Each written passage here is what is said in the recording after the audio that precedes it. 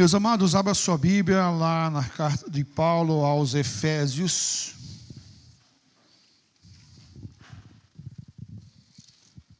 Nós vamos ler capítulo 4, dos versículos 11 a 16.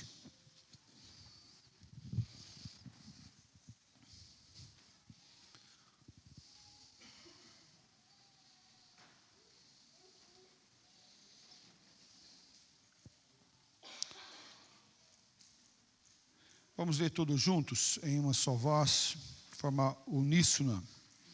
Diz assim a palavra do Senhor nosso Deus: e Ele mesmo concedeu outros para evangelistas, outros para pastores e mestres, com vista ao aperfeiçoamento dos santos,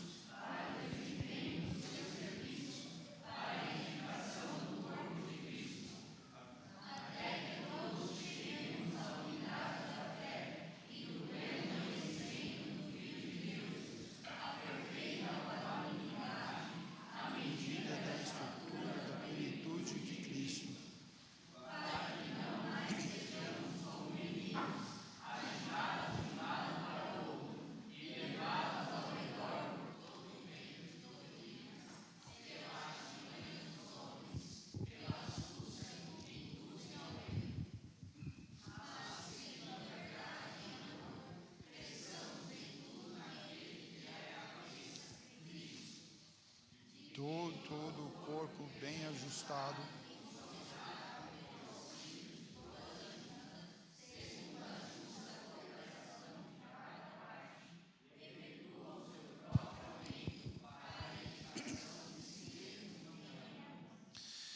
Pai, nós lemos a Tua palavra e pedimos mais uma vez que o Senhor fale conosco. É o nosso desejo, é a nossa petição, em nome de Jesus. Amém, Pai. Meus amados, o apóstolo Paulo, ao tratar nesse texto, na carta aos Éfesos, ele faz uma das colocações mais lindas do Novo Testamento. Ele fala que a igreja é o corpo de Cristo. A igreja é o corpo de Cristo. E um corpo possui muitas partes distintas, partes diferentes, funções diferentes, mas todas ligadas em um único corpo e uma única cabeça, que é Jesus Cristo. Que figura linda, que figura maravilhosa. Paulo identifica claramente que a cabeça é Jesus. Cristo é a cabeça. E por isso precisamos começar exatamente para entender esse texto, não olhando cada parte, mas olhando para a cabeça, que é Cristo Jesus. Talvez você possa ter ouvido mensagens sobre esse texto, falando que você deve fazer mais por causa que você faz parte do corpo, ou que você não deve deixar de fazer X, Y, Z função, porque você faz parte do corpo. Mas nós que somos cristãos presbiterianos de teologia reformada, nós olhamos toda a perspectiva bíblica através de Cristo Jesus. A mensagem cristocêntrica não coloca o indivíduo em primeiro lugar, mas coloca Cristo em primeiro lugar. É por Ele e por meio dele são só algumas? Não, todas as coisas. Então, quando nós estamos olhando esse texto, eu convido para olharmos aqui a partir de Cristo. Ele é a cabeça do corpo. Ele dá os dons a cada um de nós. Não é nós que temos, mas Ele que nos dá, Ele conduz o crescimento do corpo e de cada membro, e Ele produz maturidade em cada um de nós a exercer a função que nos foi dada. E Ele decide realizar a sua obra através do seu povo e Ele mesmo coordenar o seu povo nessa maravilhosa obra, o qual Ele é o cabeça. Então essa passagem não é uma cobrança. Precisamos fazer mais na obra de Deus. Não é isso. Não está nessa perspectiva. Mas aqui a pergunta é como Cristo edifica a sua igreja e a qual é o nosso lugar e qual é o nosso lugar nessa obra de Cristo Jesus. Qual parte do corpo você pertence?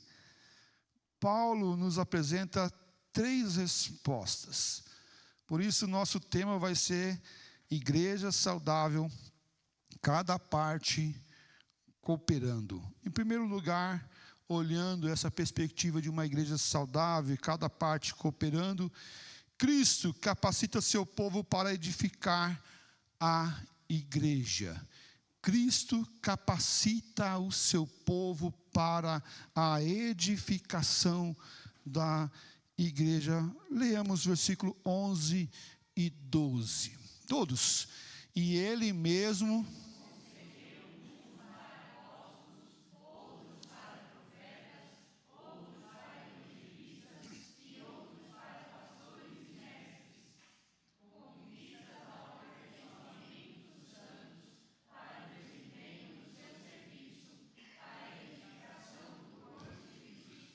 Coloca o versículo 11, por favor.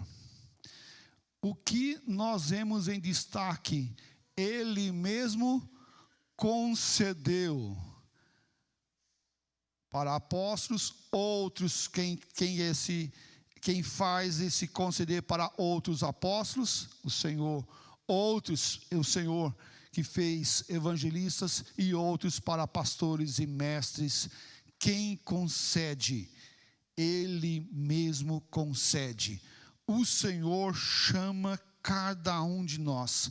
Essa pequena expressão, Ele mesmo concedeu, é fundamental para entendermos qual é a nossa parte no corpo de Cristo Jesus. Porque é Ele que nos coloca. Quem concede? Cristo concede. Antes de aparecer qualquer atividade humana, de fazer algo, nós devemos entender que Cristo é que toma a iniciativa de vir até nós e nos capacitar e nos colocar nesse lugar. Não é para quem quer, é para quem Cristo chama, é quem Cristo habilita, é quem coloca essa graça em nossas vidas. É Ele que nos capacita para sermos. Aqui o Evangelho não está centrado nas pessoas, não está centrado nos apóstolos, nos profetas, no evangelista, ou nos pastores e mestres, mas está em quem chama. Porque quem chama irá completar a obra em nossas vidas. Se o Senhor tem te chamado, não tenha medo, porque quem completa a obra é o mesmo que chamou. Por isso, Ele vai te habilitar e te fortalecer.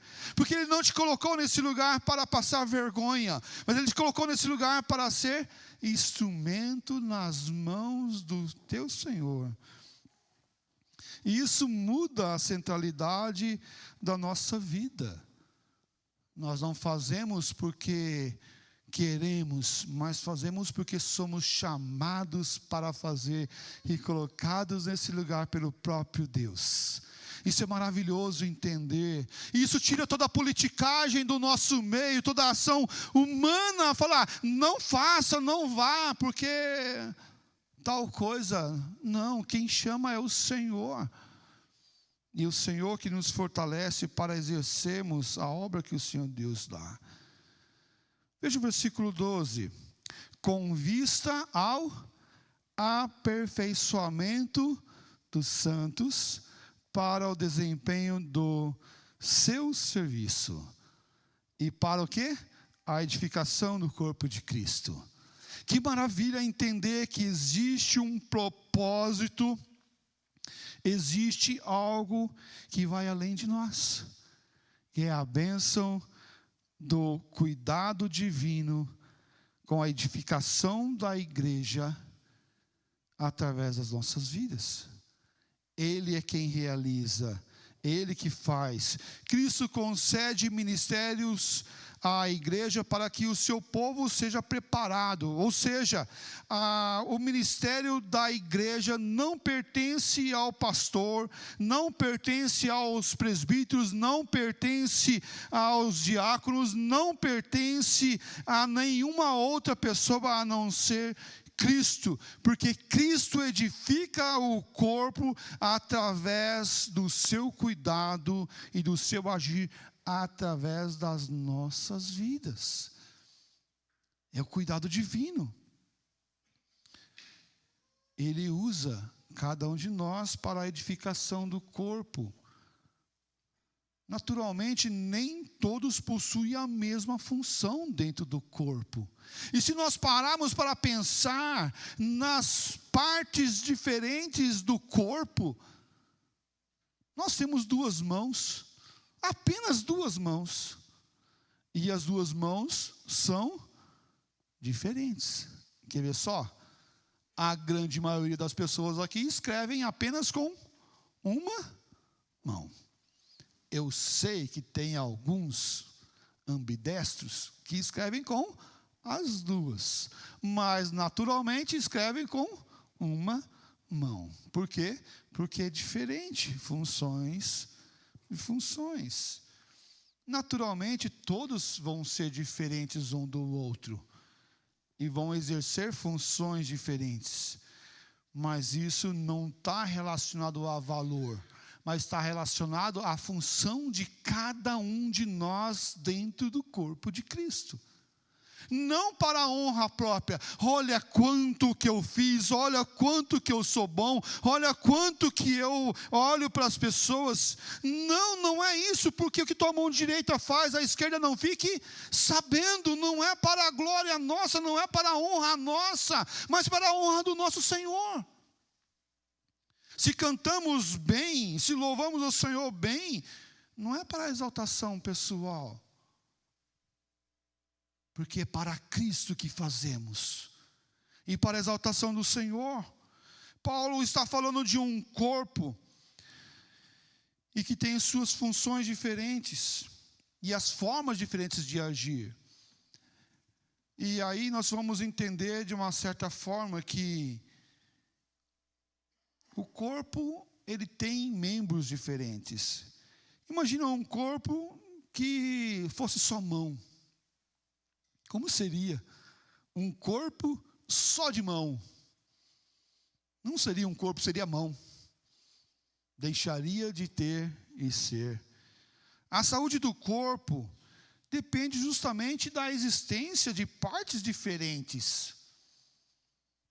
Não dá para ter todos na mesma função, todos sendo cabeça.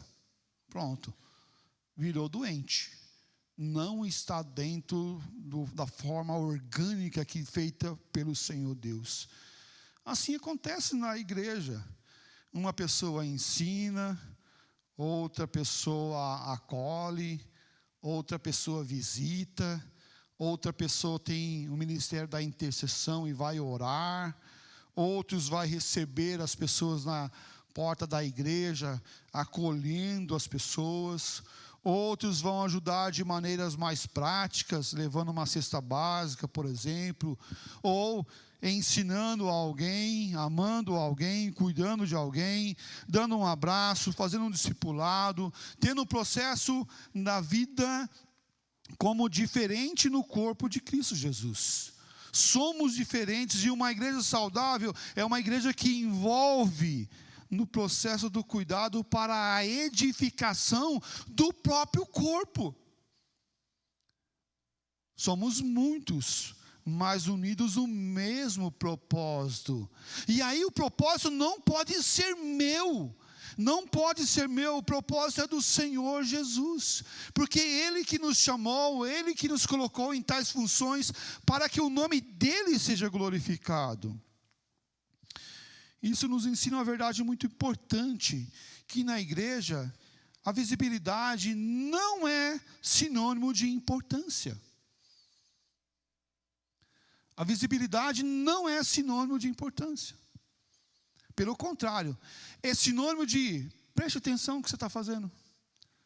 Porque você pode estar fazendo para se aparecer, ou para ganhar funções, ou para ganhar reconhecimento. Tome cuidado. Há muito serviço importante que nunca foi acolhido diante de um microfone, por exemplo.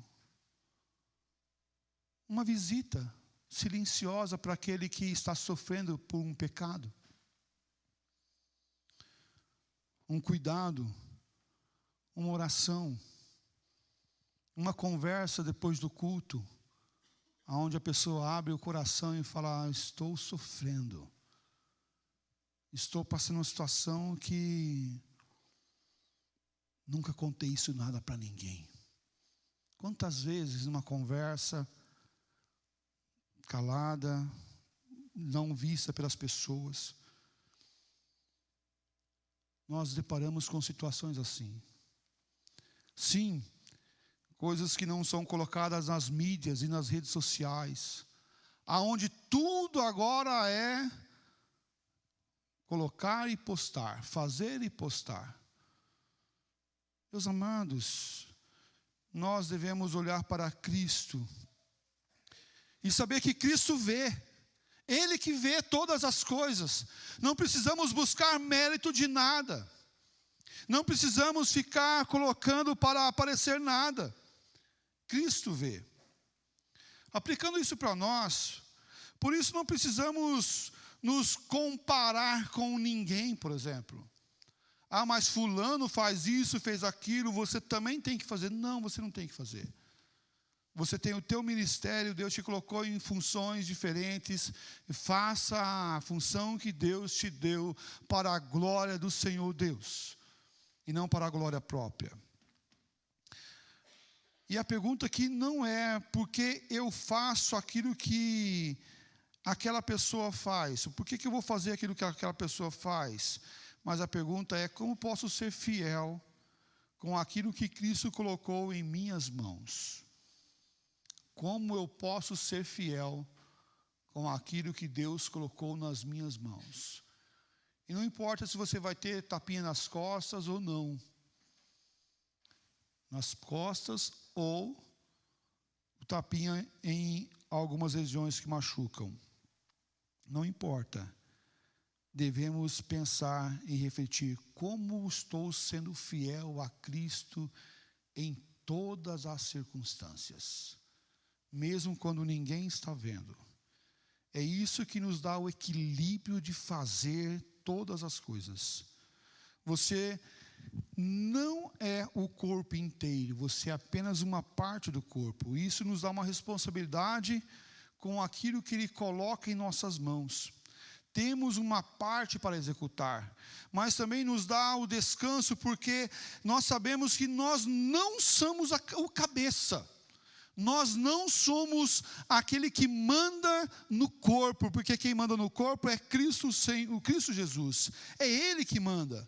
E isso trabalha em nossas vidas para entender que a igreja não é minha, não é tua, a igreja é do Senhor e Ele que cuida da igreja, indistintamente. Ele que cuida de cada um de nós. Uma igreja saudável, cada parte cooperando. Em segundo lugar, quero abordar que Cristo conduz a igreja à maturidade. Cristo conduz a igreja à maturidade. Versículos 13 a 15 do nosso texto básico. Leiamos. Até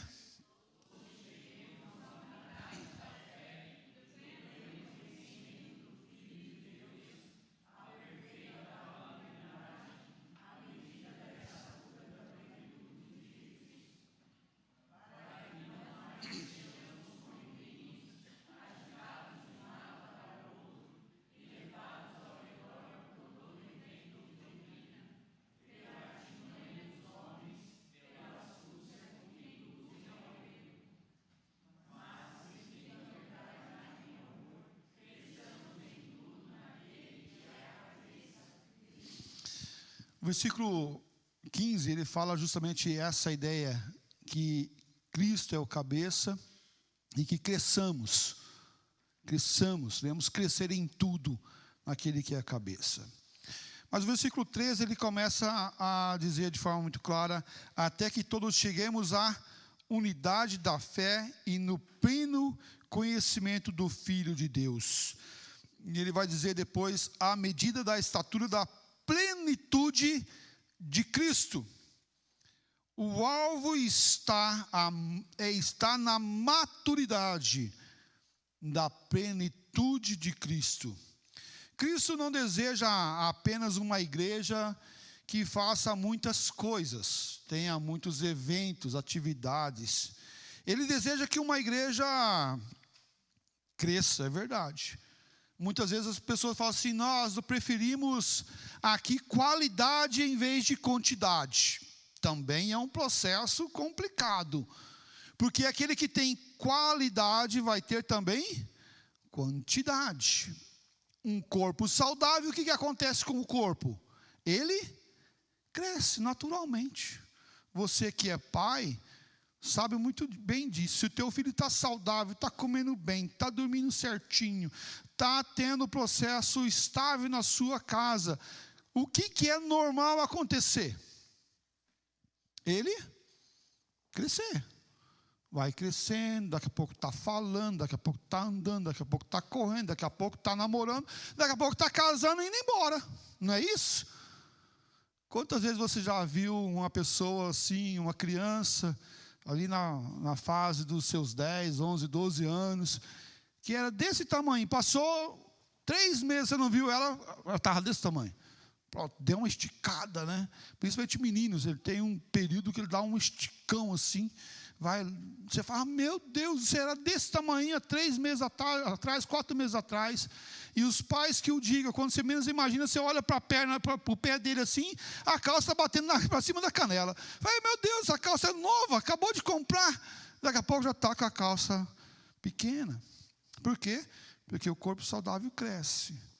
Mas também nós não podemos desprezar aquilo que deve ter uma igreja saudável, que é a sua intimidade com o Senhor, sua maturidade espiritual. Nós não podemos ser como meninos. Devemos ser como homens e mulheres maduros na fé, experimentados na fé. E é possível, em muitas vezes, ficarmos ligados apenas em programações espirituais mais infantis, sem uma maturidade adequada. E por isso, o versículo 14 fala para que não mais sejamos como meninos, agitados. Não sejamos mais como meninos agitados, de um lado para o outro, como o vento. Mas sejamos maduros. Somos igreja para não ser como meninos, agitados, sendo levados de um lado para o outro, em redor do vento de doutrina. Não, olha só, agora tem outra doutrina aqui, agora tem outra prática lá, agora tem outro jeito lá. Não sejamos como crianças. A criança espiritual é facilmente levada, facilmente enganada, facilmente induzida às coisas corruptas dessa vida. Mas ele vai falar: olha, que você cresça, madureça, não seja como um menino, mas use o processo da igreja para o teu crescimento, para o aperfeiçoamento, para que essa nova vida venha ressaltar em você, para que você seja essa nova criatura de fato e de verdade, para que o nome do Senhor seja louvado e engrandecido e não envergonhado como meninos fazem, como aqueles que são neófitos na fé, sem um verdadeiro amadurecimento na fé. Meus amados, surge uma nova ideia e imediatamente muitas pessoas querem ir, escutam novas pensamentos e estão se convertendo àqueles movimentos. Não. Sem convicção, sem pensamento, sem necessidade verdadeira. Então, é necessário que cresçamos sempre, sempre, sempre. Qual que é a altura que eu devo crescer? A altura de Cristo. Então, vai ser sempre. Muitos dizem, não venho mais na escola dominical, que eu já aprendi tudo já. Então tá bom, né? Então tá a joia. Não cresceu o suficiente para ver que não sabe nada. Não cresceu o suficiente para entender que precisa, que necessita. Devemos conhecer Cristo. Devemos conhecer a verdade, desenvolver o discernimento. Sejamos firmes, não apenas no tradicionalismo, mas na palavra do Senhor, que é viva, eficaz, mais cortante do que a espada de dois gumes. Meus amados, isso é para olharmos para nós e falar assim, eu preciso crescer todos os dias. Estudando teologia por mais de 10 anos, uma das coisas que eu entendi na minha vida é que eu cada dia sei menos. E quanto mais eu estudo, menos eu sei, parece. Vou parar de estudar. Não, parece que cada porta que eu passo abre uma janela, um mar gigante para mim. Eu falo, não, eu vou voltar lá atrás, porque ignorância é a melhor coisa, eu preciso voltar. Não é assim, eu preciso continuar estudando. Entender cada dia mais a palavra do Senhor e o amor de Deus, sempre. Mas olha só o que ele fala no versículo 15. Mas seguindo a verdade, como? Em amor. Seguindo a verdade em amor. Aqui está duas palavras de forma muito maravilhosa. A verdade em amor. Não precisamos escolher. Eu quero a verdade ou o amor? Não, eu prefiro o amor, porque o amor tal. Não, eu quero a verdade, porque não. É a verdade em amor. Ela está ligada uma coisa com a outra. Não é a verdade ou o amor. E isso aqui mostra a maturidade cristã. Porque devemos ter a verdade, e a verdade sem amor, ela machuca, ela destrói, ela fere, ela repele. Mas a verdade em amor constrói. Mas a verdade clara, a verdade pronta, a verdade verdadeira bíblica, não o meu conceito de verdade, e muito menos o meu conceito de amor. Porque eu já vi pessoas falando assim, eu amo demais aquela pessoa, então eu não vou falar de Jesus para ela. Que amor é esse? Esse amor é um amor doentio, que está eximando de falar de Cristo para aquela pessoa. Então não é amor verdadeiro. É um amor egocêntrico, que ela está com medo de perder aquela pessoa em falar de Cristo Jesus para ela. Então isso não é amor. É egocentrismo. A verdade realmente, ela fala, o amor verdadeiro fala a verdade em amor. E isso cabe para nós a entender que a verdade não fere. A verdade constrói. E a verdade, ela deve ser pregada e anunciada sempre em amor, porque isso constrói vidas. E Paulo vai definir os dois pontos aqui, seguindo a verdade em amor. É uma convicção de humildade, firmeza e mansidão, verdade e graça. Mas não abandonando aquilo que é a verdade. E por isso ele fala, cresçamos em tudo naquele que é a cabeça, que é Cristo Jesus. Novamente aparece Cristo. Ele não é apenas um início, mas ele é o nosso alvo completo, desde o princípio até o final. Importa que Cristo apareça e que eu diminua. Importa que Ele apareça e que cada dia mais eu fique de lado. Apenas como ferramentas. Apenas como ferramenta. Quando você vai fazer um serviço para algum lugar, para alguém instalar alguma coisa, ninguém fala assim: ô alicate, obrigado porque você, ou chave de fenda, obrigado porque você, ou chave inglesa, obrigado porque você fez tal coisa. Não, você fala àquele que está executando a tarefa, dizendo: obrigado pelo teu serviço, quanto que estou lhe devendo, e você paga o serviço daquela pessoa. Porque nós, como ferramentas do Senhor, queremos a gratidão a nós. Nós damos e devemos agradecer ao Senhor Deus pela vida das ferramentas. E hoje, em especial, nós estamos com o nosso irmão Filipete ganhando aquilo que foi dado na Assembleia Extraordinária como diácono emérito. Foi uma ferramenta do Senhor. Por isso louvamos a Deus pela tua vida, meu irmão, porque você, como ferramenta, louva e engrandece o nome do Senhor, como ferramenta do Senhor. O louvor não é a pessoa, o louvor é a Deus, pela vida da pessoa, pela ferramenta que Deus usa. E isso é graça divina. Nós não vamos louvar as pessoas, não vamos glorificar as pessoas, não vamos colocar as pessoas no altar dizendo: olha, esse é bom, aquele é melhor, aquele outro. Não, é Jesus que é o cabeça. A Ele a honra, a glória e o louvor para todos sempre. O objetivo aqui não é apontar para as pessoas, mas apontar para Cristo, que vai aperfeiçoando a sua igreja.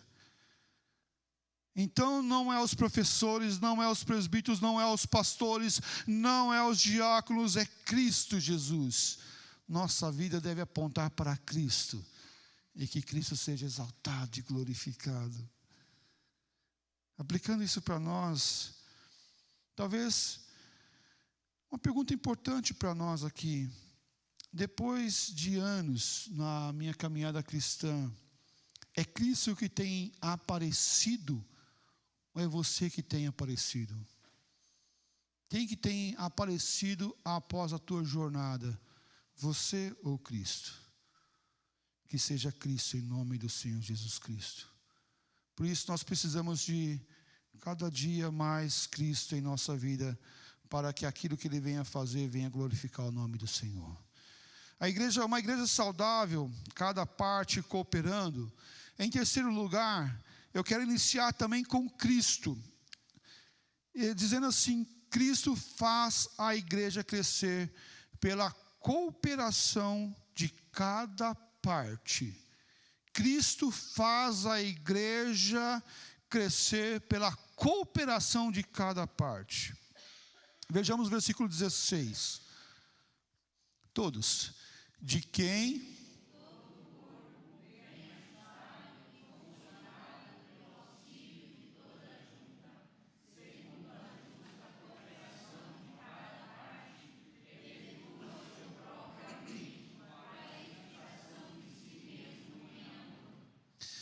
percebe, deixa aí o texto, Estevam, por favor.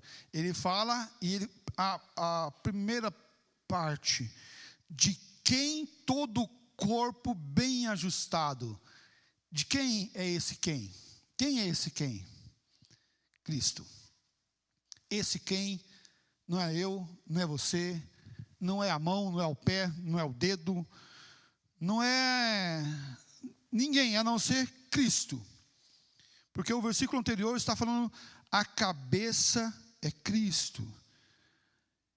E a nossa vida deve apontar para Cristo Jesus, a cabeça desse corpo que é a igreja é Cristo. Então Cristo sustenta o seu corpo, Cristo dá vida ao seu corpo, Cristo corrige o seu corpo.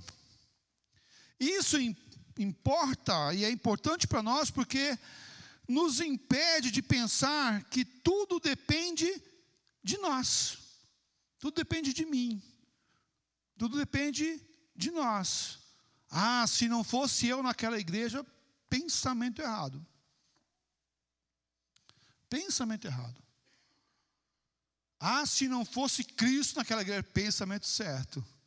Por quê? Porque é Cristo que faz. Ele é essa centralidade. Nós não podemos depender de nós mesmos. Porque se dependêssemos de nós mesmos ou de alguém humano, estaríamos todos condenados. Mas dependemos unicamente de Cristo Jesus como Senhor da nossa alma. Ele é o cabeça da igreja. E ele fala segundo todo o corpo. Paulo não pensa em um cristianismo idólatra, por exemplo. Ele pensa no corpo de Cristo, o qual nós precisamos um dos outros, o qual há momentos que nós vamos cuidar de pessoas, nós vamos ser cuidados por outros. Há momentos que possamos até compartilhar aquilo que nós aprendemos, por exemplo. Vamos e precisamos um dos outros. Uma mão lava a outra e lava o corpo todo. O corpo anda apoiado nos pés, nas pernas, como cada um de nós somos parte do corpo. Então, precisamos sim de cada um dentro do corpo. E cada um vai ter a sua função nesse corpo, e por isso, de quem todo o corpo bem ajustado, Cristo Jesus, nos ajusta, nos corrige, nos auxilia, nos fortalece, segundo não o nosso pensamento, mas a justiça dele, para que possamos cooperar, cada um com o outro, para não alcançar o nosso próprio propósito, mas o propósito de Cristo. Meus amados, isso é ser igreja. Isso é participarmos do corpo do Senhor. Essa é a beleza maravilhosa do corpo. Cada parte, segundo a justiça da cooperação de cada parte. Aqui encontramos um processo particular da ação de cada um de nós. Não dá para dizer que a mão não precisa do pé, nem porque o olho não vai fazer, ou porque... Não, cada um tem sua função. A mão não vai enxergar. O olho não vai caminhar. Isso significa que cada um vai ser diferente, mas cada um tem sua funcionalidade. Diferentes capacidades, diferentes histórias, diferentes formas de servir, mas com uma só direção, com um só propósito, não da honra própria, mas da honra ao Senhor. Por isso, devemos ter uma só oração, uma só conversa, uma só direção, uma só vista, uma só palavra, uma só atitude de hospitalidade, de cuidado mútuo, de amor para com as pessoas à nossa volta. Por isso, a nossa função é a função de glorificar o Senhor nosso Deus em todo momento, para que Cristo seja o centro de todas as coisas. Convido você a observar Marcos 10, 45. Leamos. Pois...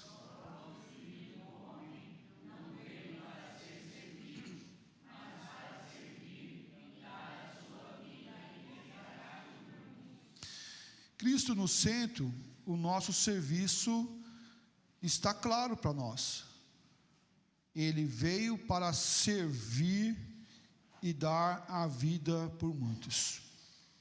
Cristo nos serviu. Ele veio para servir. E antes de pedir a nossa parte, o que nós queremos, nós devemos entender que fazemos parte de um corpo para servir. Cristo se entregou por nós, e não apenas como exemplo, mas Ele deu a sua vida para resgate de muitos, como o texto bíblico nos fala. Nós somos pecadores, nós não conseguimos nos salvar, somos salvos pela graça maravilhosa de Cristo, e Ele nos habilita para agora sermos agentes de serviço para a glória do Senhor, para resgate também de muitos. Assim como Cristo tinha o ministério da reconciliação, Ele deu isso a mim e a você. Para quê? Para que sejamos testemunha da graça, do amor, mas não só testemunho do que Ele fez na minha vida, mas de anunciar esse testemunho para as pessoas à nossa volta. Então não devemos servir para sermos salvos, servimos porque somos salvos. Agora não fazemos para merecer a salvação, mas fazemos porque somos salvos em Cristo Jesus nosso Senhor. Aqueles que frequentaram hoje a classe de discipulado, de novos membros, catecúmenos, como queira chamar, nós aprendemos isso nessa tarde. Somos salvos pela graça e não pelo nosso mérito, e fazemos as boas obras porque somos salvos. Devemos servir com amor e dedicação. Servimos porque fomos amados, amamos porque Ele nos amou, mas não amamos somente a Cristo porque Ele nos amou primeiro, mas amamos a Cristo e as pessoas que Ele coloca em nosso meio, porque temos o amor de Cristo, e é isso que nos habilita a perdoar, a amar, a cuidar, porque Cristo já realizou essa obra, Cristo já pagou a nossa dívida. Por isso devemos caminhar, seguir e amar como Cristo. Concluindo a nossa mensagem dessa noite, eu quero aqui citar os 3 pontos que eu citei na mensagem. Primeiro, Cristo capacita seu povo para edificar o corpo. Segundo, Cristo conduz sua igreja à maturidade. Terceiro, Cristo faz o corpo crescer pela cooperação de cada parte. E eu quero chamar a tua atenção que os 3 pontos iniciaram com Cristo. Por quê? Porque isso é que Ele é o cabeça da igreja. Isso não é por acaso. Cristo é o centro dessa passagem, como também Cristo é o centro da igreja. Nós não podemos abrir mão de Cristo ser o centro da nossa vida. Não podemos abrir mão de Cristo ser o centro da mensagem pregada e anunciada diariamente. A igreja não pertence a mim, não pertence a você. A igreja pertence a Cristo. Ele é o cabeça, Ele concede a nós bênçãos, Ele nos amadurece, Ele nos sustenta, Ele edifica a igreja, Ele nos recebeu e nos deu o privilégio de participarmos, colaborarmos com a sua maravilhosa obra, e por isso devemos caminhar com Ele sempre. E eu lanço uma pergunta para nós concluirmos: como você tem servido a Cristo na igreja? Como você tem servido Cristo no lugar que Ele te colocou? Sirva, Senhor Jesus, ame o Senhor Jesus, e quando receber qualquer honra, qualquer mérito sobre isso, glorifique a Deus e exalte Cristo Jesus sempre.